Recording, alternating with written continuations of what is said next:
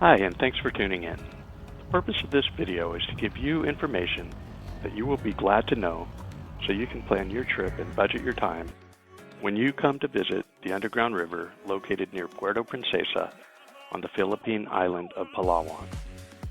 This is the world's longest navigable underground river, a UNESCO World Heritage Site, and one of the new 7 natural wonders of our planet per UNESCO.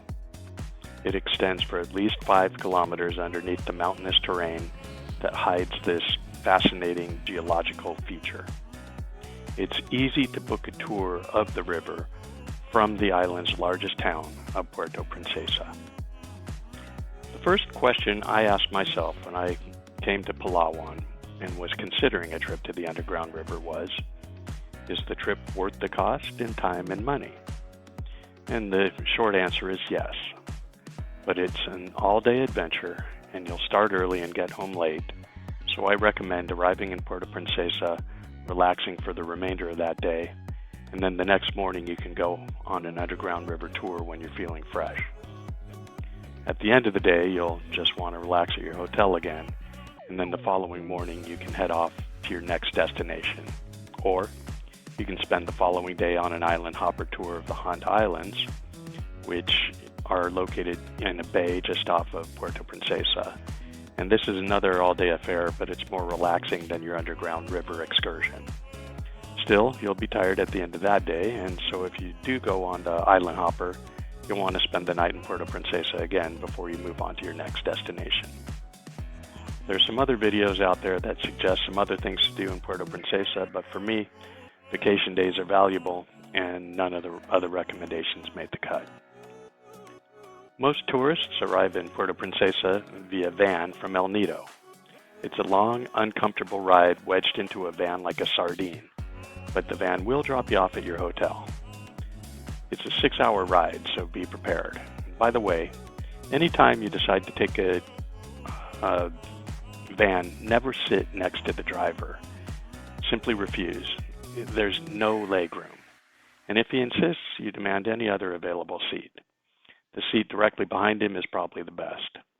Also, vans will pick you up for your underground river trip in the Honda Islands island hopper, so you probably don't need to rent a scooter in Puerto Princesa.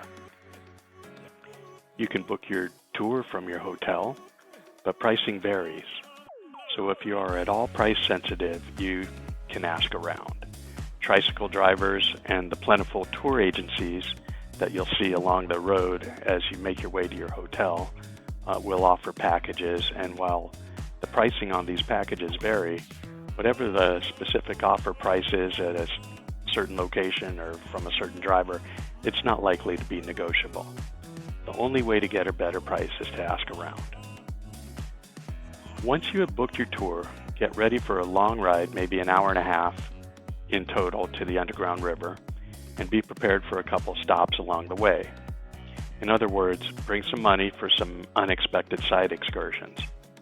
My tour included a stop at Ugong Cave, which is a large karst hill riddled with caves, caverns, tunnels, passageways, and once you're there, they're going to want to sell you some expensive photos and a chance to go zip lining, so be prepared for what amounts to as a semi-aggressive effort to separate you from your cash.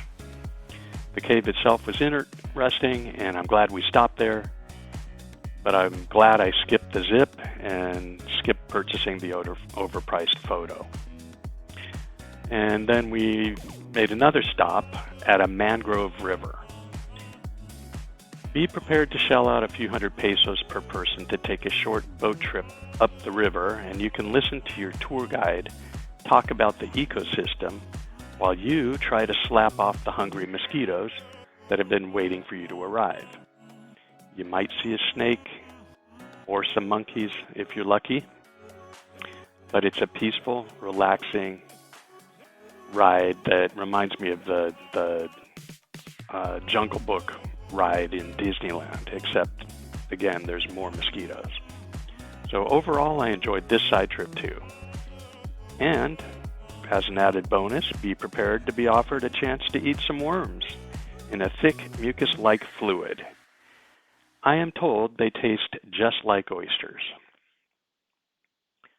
The next stop was the town that serves as the gateway to the underground river. Finally, you'll feel like you're getting somewhere. Across the street from the marina is a large dining area. It's about the size of a basketball court. The food is served buffet style, and all the tour operators will drop their passengers off there for their midday meal. Remember, you didn't come here for the food. You will have a chance to buy some souvenirs here too, so make sure you've still got some extra money on hand. And once lunch is over, it's time to go across the street to the marina. This is where you'll get your first glimpse of what a finely tuned operation the Underground River Tour really is. Everything is choreographed, from the parade of boats that will pick up their passengers and take them to the next cove, wait for them, take them back again, and then load up with their next load of passengers. As a passenger, you'll be given a life jacket and will probably get hit with some rogue waves if the seas aren't calm and you're sitting too close to the front of the boat. Anyway, once you come around the bend, you'll get dropped off into a beach, and then you'll take a short hike to the mouth of the underground river. There you will wait with other people from other vans and other boats for another boat ride, which will take you into the cave and into the darkness and quiet peacefulness of the underground river. Everyone will be given headphones, and like a guided tour at an art museum, a voice will explain everything you'll see as you travel into the depths of the river and caves. Honestly, it's impressive how well organized the whole experience is. The operation seamlessly handles thousands of visitors each day and keeps them all moving along for the most part, and repeats the process every day. Pro tip: when you're waiting for the boat ride to take you into the cave, you'll see signs warning you to keep a close eye on your possessions, because there's a monkey population there that are really a bunch of opportunistic thieves interested in your sunglasses, purses, keys, whatever. So people, don't ignore this warning. Cute little monkeys will quickly change you from a docile, interested sightseer into a panicking, shouting, helpless, and angry primate. And then they'll point and laugh at you as you stomp, yell, and hopelessly chase the much faster monkeys. Maybe if you're lucky, you'll get your stuff back. Afterwards, you'll take the tour back to your hotel. It's an hour-and-a-half journey, no stops, and you'll be tired, but you'll have seen something special. I hope you found this video to be helpful.